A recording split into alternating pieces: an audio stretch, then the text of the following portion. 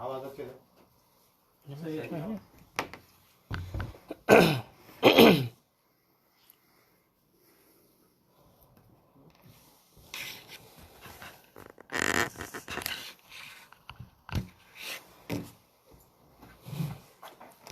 अल्हम्दुलिल्लाहि रब्बिल आलमीन व सल्लल्लाहु वसल्लम व बारक अला नबीना मुहम्मदिन व अला आलिहि व सहबिहि।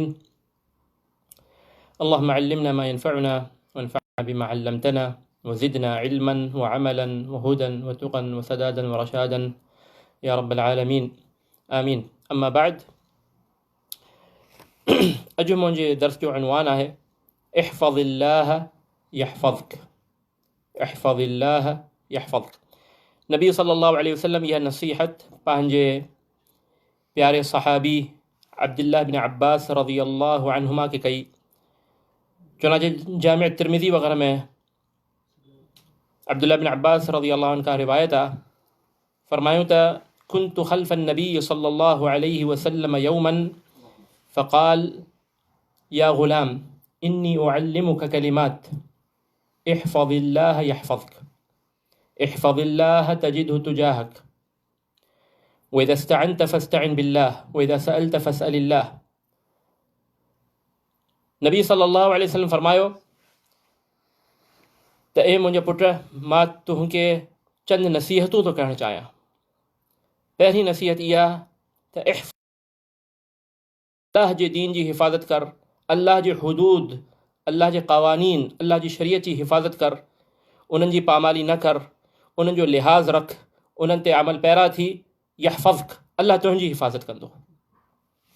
इन हदीस में असांखे हिकु अज़ीम क़ाइदो असां हिन मां अख़ज़ था कयूं, उहो इहो आहे त इंसान अल्लाह ताला जे दीन सां जहिड़ो मुआमिलो रखंदो, अल्लाह ताला उन बंदे सां ओहिड़ो ई मुआमिलो रखंदो। अल्लाह जे दीन जो क़द्र और मंज़िलत हुनजे दिलि में हूंदी, अल्लाह जे दीन जो एहतराम, अल्लाह जी शरीयत जो एहतराम हुनजे दिलि में हूंदो, अल्लाह जी दीन जी मोहब्बत हुनजे दिलि में हूंदी, अल्लाह हुन बंदे सां मोहब्बत कंदो। अल्लाह जे दीन जो लिहाज़ हो कंदो त अल्लाह हुन बंदे जो लिहाज़ रखंदो। अल्लाह जे दीन ते अमल पैरा थींदो, उनजी हिफ़ाज़त कंदो, उनजी हुदूद खे पामाल न कंदो त अल्लाह ताला हुनजी हिफ़ाज़त कंदो। इहफ़ज़िल्लाह यहफ़ज़क।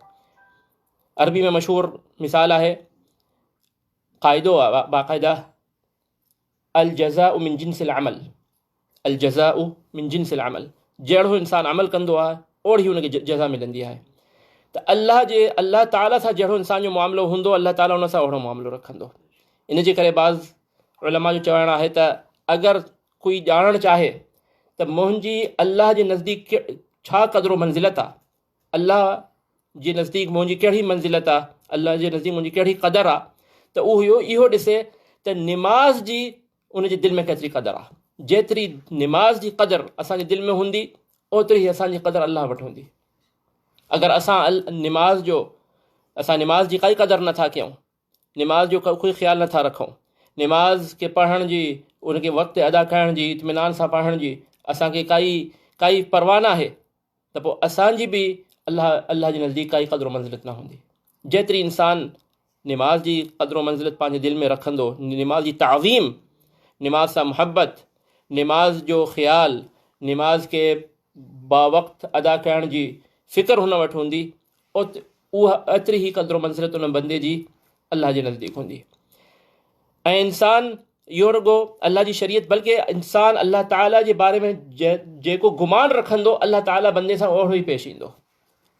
हदीस क़ुदसी आहे, नबी सल्लल्लाहु अलैहि वसल्लम फरमायो त अल्लाह ताला फरमाए थो, अना इंद ज़न्नि अब्दी बी फलियज़ुन्न बी मा शा। मां बंदे सां उही मुआमिलो कंदो आहियां, उहो ई मुआमिलो रखंदो आहियां जहिड़ो हुनजो मूं सां गुमान हूंदो आहे, जहिड़ो हुनजो मूं सां गुमान हूंदो आहे।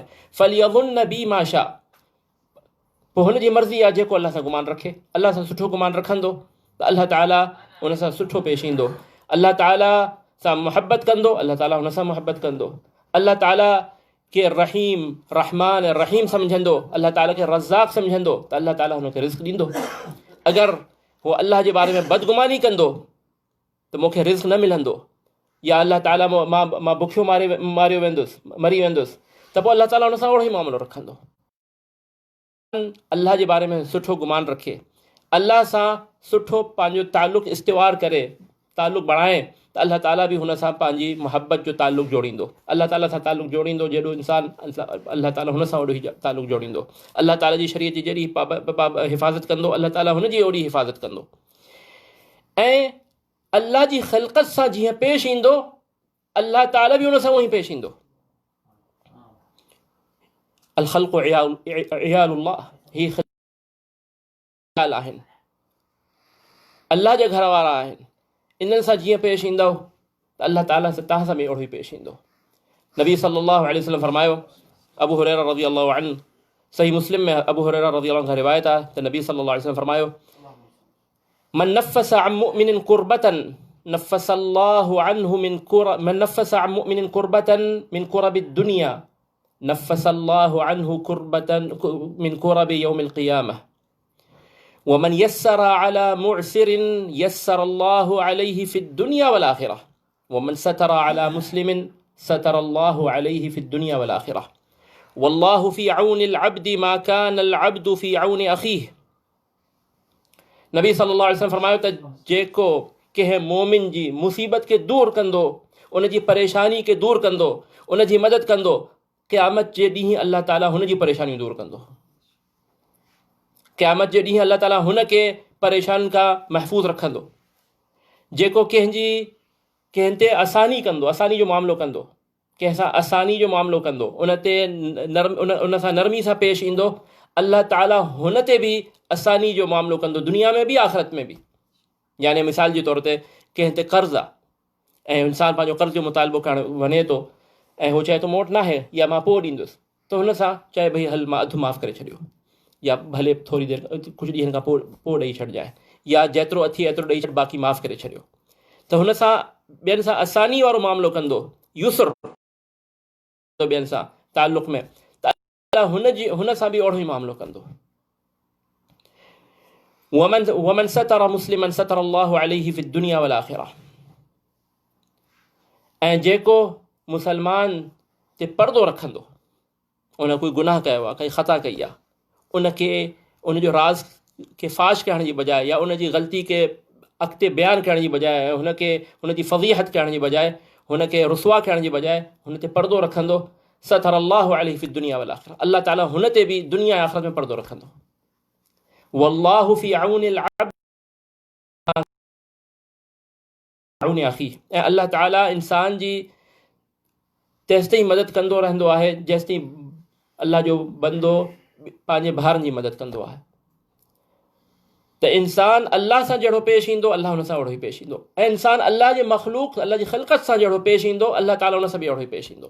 त जेको चाहे त मुंहिंजी ज़िंदगी में मूं ते अल्लाह जी रहमत नाज़िल थिए, मूं ते अल्लाह ताला रहम करे, त हू ख़िलक़त ते रहम करे, अल्लाह हुन ते रहम कंदो। जेको चाहे मुंहिंजूं परेशानियूं दूर थियनि, उहो ॿियनि जूं परेशानियूं दूर करे, अल्लाह हुन जूं परेशानियूं दूर कंदो। जेको चाहे मूं ते मुंहिंजी ख़ताउनि ते पर्दो रहे, मां रुसवा न थियां, उहो ॿियनि जी ख़ताउनि ते पर्दो रखे, अल्लाह हुन जी ख़ताउनि ते पर्दो रखंदो। जेको चाहे त अल्लाह हुन जा गुनाह माफ़ करे, हुन जी ख़ताउनि खां दरगुज़र करे, त हू ॿियनि जा पंहिंजी ख़िलक़त जा गुनाह, पंहिंजे भाउरनि जा गुनाह जी ख़ताउनि खे दरगुज़र करे उन्हनि खे माफ़ु कंदो रहे, अल्लाह हुन जा गुनाह माफ़ु कंदो। क़ुरान में अल्लाह ताला फरमायो, वलयअफ़ू वलयस्फ़हू अला तुहिब्बून अन यग़फ़िरल्लाहु लकुम, माफ़ कयो, दरगुज़र कयो, छा तव्हां नथा चाहियो त अल्लाह तव्हां सां बि अहिड़ो ई मामिलो करे? अला तुहिब्बून अन यग़फ़िरल्लाहु लकुम, तव्हां नथा चाहियो त अल्लाह तव्हांजी मग़फ़िरत करे? अगरि चाहियो था त तव्हां ॿियनि सां बि अहिड़ो ई मामिलो रखो, ॿियनि जे ख़ताउनि खे माफ़ु कयो, उन्हनि सां दरगुज़र कयो, अल्लाह तव्हां सां बि दरगुज़र कंदो ऐं तव्हांजी ख़ताउनि खे माफ़ु कंदो। त इहो को उमूमी क़ाइदो आहे जेको इंसानु पंहिंजी ज़िंदगी में हिनखे अगरि अपनाए त पंहिंजी ज़िंदगी बि हुनजी संवरजी वञे ऐं उनजा ताल्लुक़ात बि संवरजी वञनि ऐं हुनजा ऐं मुआशिरो बि सुधरी वञे। त इंसानु ॿियनि सां अहिड़ो पेश अचे जहिड़ो हू चाहे थो त अल्लाह ताला मूंसां पेश अचे। हू अल्लाह जी रहमत थो चाहे, ॿियनि ते रहम करे, अल्लाह जो रिस्क जो दरकार आहे, ॿियनि ते खाराए, ॿियनि खे रिस्क ॾे, ॿियनि जी मदद करे, ग़रीबनि जी मदद करे, अल्लाह हुन जी मदद कंदो। ॿियनि ते ख़र्च करे, अल्लाह हुन ते ख़र्च कंदो। यब्न आदम अनफ़िक़ उनफ़िक़ अलैक, हदीस क़ुदसी में आहे, यब्न आदम उनफिक अलैह, ए इंसान ख़र्च कर, मां तुंहिंजे ख़र्च कंदमि। तूं हथु रोकींदे त मां बि पंहिंजो हथु रोकींदमि, तूं ख़र्च कंदे मां बि तुंहिंजे ख़र्च कंदमि। नबी सल्लल्लाहु अलैहि वसल्लम फरमायो, हज़रत अस्मा रज़ी अल्लाहु अन्हा खे नसीहत कंदे फरमायो, ला तूई फयूई अल्लाहु अलैकी, हथु न रोके रख सदको ख़ैरात में, हथु न रोके रख, फयूई अल्लाहु अलैकी, पोइ अल्लाह ताला बि पंहिंजो रिज़्क़ खे रोके रखंदो। त इंसान जहिड़ो ॿियनि सां ताल्लुक़ रखंदो, जहिड़ो ॿियनि सां मुआमिलो रखंदो, जहिड़ो ॿियनि सां पेश ईंदो, अल्लाह ताला हुन सां अहिड़ो ई पेश ईंदो। ऐं इन जा यानी क़ुरान ऐं सुन्नत में घणियूं मिसालूं आहिनि, घणी दलीलूं आहिनि त इंसान जेको ॿियनि जी मदद कंदो, अल्लाह ताला हुन जी मदद कंदो, जेको ॿियनि सां सुठो पेश ईंदो, अल्लाह ताला हुन सां सुठो पेश ईंदो, जेको ॿियनि खे तंग कंदो, अल्लाह उन जी ज़िंदगी तंग करे छॾींदो।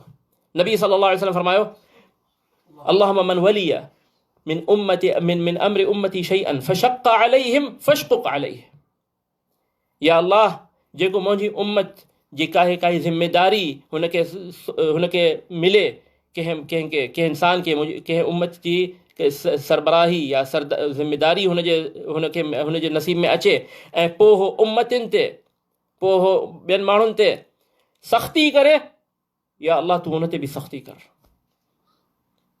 त इंसान अगरि ॿियनि ते सख़्ती सां पेश ईंदो, पोइ हुनजो हिसाब बि सख़्तु थींदो। ॿियनि जूं ग़लतियूं न माफ़ु कंदो, अल्लाह ताला हुन जूं ग़लतियूं बि न माफ़ु कंदो। ॿियनि सां घर वारनि सां, अज़ीज़ व अक़ारिब सां हिकु नंढी ॻाल्हि ते पकड़ कंदो, त अल्लाह बि हुनखे पोइ हिकु ॻाल्हि ते हुनजी पकड़ कंदो। त इहो शरई क़ाइदो आहे त इंसान ॿियनि सां अहिड़ो पेश अचे जहिड़ो हू चाहे थो त अल्लाह हुन सां पेश अचे। ऐं इन ई क़ाइदे जे तहत हिकु ॿियो क़ाइदो आहे त इंसान ॿियनि सां अहिड़ो पेश अचे जहिड़ो हू चाहे थो त ॿिया हुन सां पेश अचनि। इंसान ॿियनि सां अहिड़ो पेश अचे जीअं हू चाहे थो त ॿिया हुन सां पेश अचनि। नबी सल्लल्लाहु अलैहि वसल्लम फरमायो, सही मुस्लिम में अब्दुल्लाह बिन अम्र बिन आस रज़ियल्लाहु अन्हु जी रिवायत आहे, नबी सल्लल्लाहु अलैहि वसल्लम फरमायो, मन अहब्ब अन यदखुल जन्नत व युज़हज़ह अनिन नार फलतअतिही मनियतुहु व हुव युमिनु बिल्लाहि वल यौमिल आखिर वलियअति इलन नास अल्लज़ी युहिब्बु अन युअता इलैहि वलियअति इलन नास अल्लज़ी युहिब्बु अन युअता इलैहि। जेको शख़्स चाहे थो त हू जन्नत में दाख़िल कयो वञे ऐं जहन्नम जी बाहि खां बचायो वञे, त उनखे खपे त हू ईमान ते बरक़रार रहे आख़िरी लहज़े ताईं। हुनजी मौत अहिड़ी हालत में हुन ते अचे त हू अल्लाह ते ईमान रखंदो हुजे ऐं यौम आख़िरत ते हुनजो ईमान हुजे, पको ईमान हुजे, ऐं ॿियनि सां अहिड़ो मामिलो रखे जहिड़ो हू चाहे थो त ॿिया हुन सां मामिलो रखनि। यानी निजात जूं, आख़िरत में निजात जूं ॿ नुस्ख़ा नबी सल्लल्लाहु अलैहि वसल्लम ॿुधाया, हिकु त अल्लाह ते ईमान ऐं यौम आख़िरत ते ईमान, ऐं ॿियो त इंसाननि सां अहिड़ो बर्ताव करे जहिड़ो चाहे थो त ॿिया हुन सां बर्ताव कनि। बल्कि नबी सल्लल्लाहु अलैहि वसल्लम बि हदीस में फरमायो त ला युमिनु अहदुकुम हत्ता युहिब्ब लि अखीहि मा युहिब्बु लि नफ्सिहि, कोई बि सच्चो मोमिन तेसिताईं नथो थिए जेसिताईं हो ॿियनि लाइ उहा ई शइ पसंदि करे जेका हुनखे पाण पसंदि हुजे, ॿियनि लाइ ख़ैर ख़ाही चाहे। ऐं इंसान अगरि पंहिंजी ज़िंदगी में गौर करे त असां घणा ई अहिड़ा कम कंदा आहियूं, असां पाण इहो पसंदि न कंदासीं त ॿिया असां सां अहिड़ो पेश अचनि। असां ॿियनि जी ग़ीबत कंदा आहियूं ऐं असांखे इहो पसंदि न आहे त ॿिया असांजी बुराई बयानु कनि, असांजी ग़ीबत कनि। असां ॿियनि जी चुगली हणंदा आहियूं ऐं असांखे इहा ॻाल्हि पसंदि न आहे त ॿिया असांजी चुगली कनि। घणियूं शयूं आहिनि। असां तिजारत में जेको आहे सच बयानी न कंदा आहियूं। इंसान घणा ई आहिनि जेके काई शइ मतिलबु जॾहिं खपाइण ईंदा आहिनि, पंहिंजी गाॾी था खपाइनि त हुनजा ऐप बयानु न कंदा, चवंदा बिल्कुलु सही आहे, कोई मसइलो ई कोन्हे, इंजन बि बिल्कुलु सही आहे, गियर बि बिल्कुलु सही आहे, ऐं हुनखे ख़बर आहे हुन में ऐब आहिनि, तॾहिं त खपाए पियो, वरना छो खपाए? अगरि सभु सही आहे त पोइ छो पियो खपाए? बयानु कयो, ॿियो तव्हां सां अगरि अहिड़ो कंदो त तव्हां बिल्कुलु पसंदि न कंदव। बयानु कयो, हर शइ वाज़े कयो, उन लाइ बि ख़ैर ख़ा थियो। अबू उबैदा बिन जर्राह जरीर बिन अब्दुल्लाह अल-बजली रज़ियल्लाहु अन्हु जलील क़दर साहबी आहिनि। उहे बयानु पिया कनि त जॾहिं मां इस्लाम आंदो ऐं मां नबी सल्लल्लाहु अलैहि वसल्लम वटि आयुसि त नबी सल्लल्लाहु अलैहि वसल्लम मूंखां इहो अहद वरितो त असां ॿियनि सां ख़ैर ख़ाही जो मामिलो रखंदासीं। बेअत वरिती, इन ते बेअत वरिती त असां ॿियनि सां ख़ैर ख़ाही जो मामिलो कंदासीं। बायअतु रसूल अल्लाह सल्लल्लाहु अलैहि वसल्लम अला नुस्ह लिकुल्लि मुस्लिम, अला नुस्ह लिकुल्लि मुस्लिम, हर मुस्लिम सां मां, हर मुसलमान सां ख़ैर ख़ाही जो मामिलो कंदुसि। मां इन ते नबी सल्लल्लाहु अलैहि वसल्लम मूंखां बेअत वरिती। उन्हनि जी सीरत में इहो क़िसो मशहूरु आहे त उहो हिकु ॾींहुं पंहिंजे छोकिरे खे, ग़ुलाम खे मोकिलियऊं त भई उहो घोड़ो विकामे पियो, इहो ख़रीद करे वठी आहे। तो 200 दिरहम जो घोड़ो ख़रीद करे आणे ॾिनई हुनखे, या हो पाण विया ख़रीद करणु त 200 दिरहम जो घोड़ो विकिणे पियो माण्हू, जेको बायर हुयो, जेको विकिणे पियो, उहो चई 200 दिरहम दरकार आहिनि। चयो न, मां 200 में न वठंदुसि, 200 में न वठंदुसि, हिन जी क़ीमत 200 खां वधीक लहे, हे क़ीमती आहे, मूंखे पहचान आहे घोड़नि जी, हे घोड़ो क़ीमती घोड़ो आहे, 200 खां वधीक हिन जी क़ीमत बीहे। चयूं भला 300 में वठि, चई न 300 में बि न वठंदुसि, हिन जी क़ीमत 300 खां बि वधीक आहे। चयूं भला 400 में वठि, चई न 400 बि न। असां घटि कराईंदा आहियूं, हो उल्टो मामिलो आहे, हुन लाइ ख़ैर ख़ाह आहिनि त भई एॾो क़ीमती घोड़ो एॾो सस्तो छो थो विकिणे, तुंहिंजो खसारो आहे हिन में, 500 में वठि, न 500 में वठि, 600 में, चई भला 600 में वरितऊं। अल्लाहु अकबर। यानी ॿियनि लाइ इंसान एॾो ख़ैर ख़ाह थिए, इहा न, इहो खामखा में न क़ीमत वधाए शइ उनजी लही न, हुनखे घोड़ो क़ीमती घोड़ो हुयो, वाक़ई हुनखे पहचान हुई, ऐं हो घुड़सवार हुया, घुड़सवार साहबी हुया रज़ी अल्लाहु अन्हु। त 600 में उहो हुनखे घोड़ो वठी आया, जेको 200 में पोइ उहो विकिणणु चाहे, खपाइणु चाहे। इहो आहे त इंसानु ॿियनि सां अहिड़ो पेश अचे जेको जहिड़ो हू चाहे थो ॿिया हुन सां पेश अचनि, ऐं ॿियनि सां अहिड़ो पेश अचे जीअं हू चाहे थो अल्लाह ताला हुन सां पेश अचे। नबी सल्लल्लाहु अलैहि वसल्लम हिकु क़िसो बयानु कयो त पुठियुनि उम्मतनि में हिकु शख़्स हुयो, उनजी का बि नेकी न हुई, हिकु नेकी हुयसि त उहो मालदार हुयो, ताजिर हुयो, उहो ॿियनि खे कर्ज़ ॾींदो हुयो, उधार पैसा ॾींदो हुयो। पोइ जॾहिं वक़्तु ईंदो हुयो त पंहिंजा छोकिरा मोकिलींदो त वञी करे हुन खां पैसा वठी अचो। अगरि उन्हनि खे इहो हुकुम ॾेई मोकिलींदो त अगरि कंहिं वटि न आहे त माफ़ु करे छॾियो, अगरि कंहिं वटि न आहिनि त काई ॻाल्हि न आहे, माफ़ु करे छॾियो। अल्लाह ताला हुनजी जॾहिं मौत थी, अल्लाह ताला हुनखे पंहिंजे साम्हूं बीहारियो, अल्लाह ताला पुछियोसि, तूं हुननि जा कर्ज़ माफ़ु कंदो है, मां तुंहिंजा सभु गुनाह माफ़ु करे छॾिया। अखरमीन आहे, इंसान ॿियनि सां करम नवाज़ी करे, ॿियनि ते अहसान करे, ऐं पोइ अल्लाह हुन सां अहसान न करे, इहो थी नथो सघे। हल जज़ाउल इहसानी इल्लल इहसान, एहसान जी जज़ा एहसान खां सवाइ कुझु थी नथी सघे।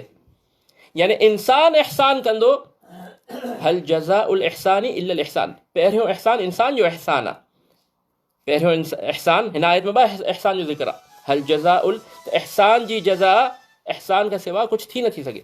पहिरियों एहसान कंहिंजो आहे, इंसान जो एहसान आहे, ऐं ॿियो एहसान कंहिंजो आहे, अल्लाह जो एहसान आहे। त इंसान अगरि एहसान कंदो पंहिंजी सगत जे मुताबिक़, पंहिंजी हैसियत जे मुताबिक़, पंहिंजी ताक़त ऐं कुदरत जे मुताबिक़, त अल्लाह ताला हुन सां अहिड़ो एहसान कंदो जेको अल्लाह जी शान जे लाइक़ु आहे। त इंसान एहसान सां पेश अचे, ॿियनि सां ख़ैर ख़ाही सां पेश अचे, ॿियनि सां सुठो पेश अचे, ॿियनि सां मुहबत ऐं रहमत जो मामिलो करे, अल्लाह ताला हुन सां बि रहमत, मुहबत ऐं एहसान सां पेश ईंदो। ऐं जेको ॿियनि ते रहम न कंदो, अल्लाह ताला उन से बि रहम न कंदो। अर्राहिमून यरहमुहुमुर रहमान इरहमू मन फिल अर्द यरहमुकुम मन फिस समा इन्नमा यरहमुल्लाहु मिन इबादिही अर्रुहमा। अल्लाह ताला जेके रहम करण वारा हूंदा आहिनि, अल्लाह ताला उन्हनि ते ई रहम कंदो आहे। इन्नमा अदात हसर, यानी ख़ासि आहे, यानी रुगो अल्लाह उन्हनि ते ई रहम कंदो आहे जेके ॿियनि ते रहम कंदा आहिनि। इन मां मालूम थियो त जेको ॿियनि ते रहम न कंदो आहे, ॿियनि ते रहम न खाईंदो आहे, अल्लाह उन ते बि रहम न कंदो आहे। त इहो शरई क़ाइदो आहे त अल्लाह ताला, त इंसान ॿियनि सां अहिड़ो पेश अचे जहिड़ो चाहे थो त अल्लाह ताला हुन सां पेश अचे, ऐं इंसान ॿियनि सां अहिड़ो पेश अचे जहिड़ो चाहे थो त ॿिया हुन सां पेश अचनि। इहो जेको आहे, इन ते असां अगरि अमल पैरा थियूं त असांजा तमामु ख़ासि करे घरेलू रिश्ता नाता ऐं असांजे अज़ीज़ व क़ारिब सां असांजा ताल्लुकात ऐं घर वारनि सां असां हिकु शइ ते ॾंडो खणी बीह रहंदा आहियूं, हिकु शइ ते पकड़ कंदा आहियूं। काई शइ दरगुज़र करण त तयार ई न थींदा आहियूं। असां पूरो हक़ वठी रहंदासीं, पूरो हक़ वठी रहंदासीं त पोइ क़यामत जॾहिं बि अल्लाह ताला पूरो हिसाब वठी रहंदो। इंसान खे झुझणु घुरिजे। हज़रत अनस रज़ियल्लाहु अन्हु फरमाईंदा त मां 10 साल नबी सल्लल्लाहु अलैहि वसल्लम जी ख़िदमत कई, 10 साल मां ख़ादिम रहियुसि। नबी सल्लल्लाहु अलैहि वसल्लम जॾहिं मदीने में तशरीफ़ आवर थी हिजरत खां पोइ त हज़रत अनस जी उमिरि 10 साल हुई। ऐं नबी सल्लल्लाहु अलैहि वसल्लम जी वफ़ात ताईं नबी सल्लल्लाहु अलैहि वसल्लम जा ख़ादिम रहिया। चवनि था त 10 सालनि में कॾहिं बि नबी सल्लल्लाहु अलैहि वसल्लम मूंखे इहो न चयो त हे छो कए या हे छो न कए। काई शइ मूंखे करणु घुरिजंदी मां न कई त कॾहिं न चयो त छो न कए, ऐं काई शइ मूंखे न करणु घुरिजंदी मां करे वेठुसि त कॾहिं मूंखे टोकियो न त छो कए। जेको थी वियो सो थी वियो। अल्लाह जी इन में अल्लाह जी तक़दीर ते बि हिकु अगरि मुसीबत थी वई, कोई थांव अगरि किरी करे टुटी पिया, मारण पीटण सां वापसि न ईंदा, वापसि न जुड़ंदा, खाम में बसि थी वियो। क़दर अल्लाह मा शाअ फ़अल, अल्लाह जी तक़दीर हुई। त इंसान दरगुज़र करे, ख़ासि करे पंहिंजे घर वारनि सां, घरवारीअ सां, पंहिंजे ॿारनि सां, पंहिंजे अज़ीज़ वक़ारनि दरगुज़र करे, दरगुज़र जो मामिलो रखे। ऐं इन में इहा अगरि ख़ासि अगरि इंसान इहा नियत कंदो त अल्लाह ताला बि मूंसां अहिड़ो मामिलो रखंदो त पोइ दरगुज़र करणु हुन ते आसानु थी वेंदो, ॿियनि खे माफ़ु करणु बि उन लाइ आसानु थी वेंदो। छो हुनखे ख़बर आहे त अगरि मां दरगुज़र न कंदुसि त पोइ मुमकिन आहे अल्लाह ताला बि मुंहिंजी गुनाहनि ऐं मुंहिंजी ख़ताउनि सां दरगुज़र न करे। अल्लाह ताला खां दुआ आहे त अल्लाह ताला असांखे हुस्न अख़लाक़ सां पेश अचण जी तौफ़ीक़ अता फ़रमाए, असांजे अख़लाक़ खे सुधारे, असांजे अमाल खे सुधारे, असांजी नियतुनि खे सुधारे, असांजी आख़िरत खे सुधारे। आमीन आमीन वल्लाहु अअलम व सल्लल्लाहु वसल्लम व बारक अला नबीना मुहम्मद व अला आलिहि व सहबिहि अजमईन वल्हम्दुलिल्लाहि रब्बिल आलमीन।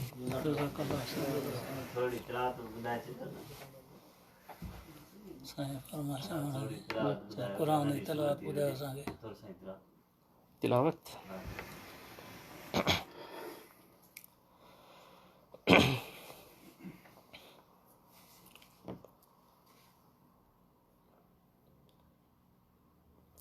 أعوذ بالله من الشيطان الرجيم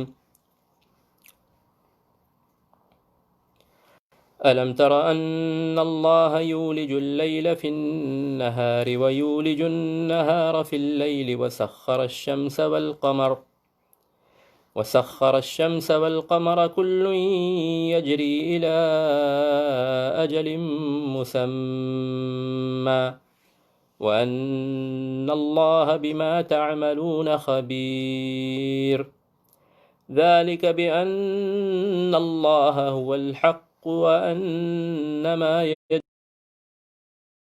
الباطل وأن الله هو العلي الكبير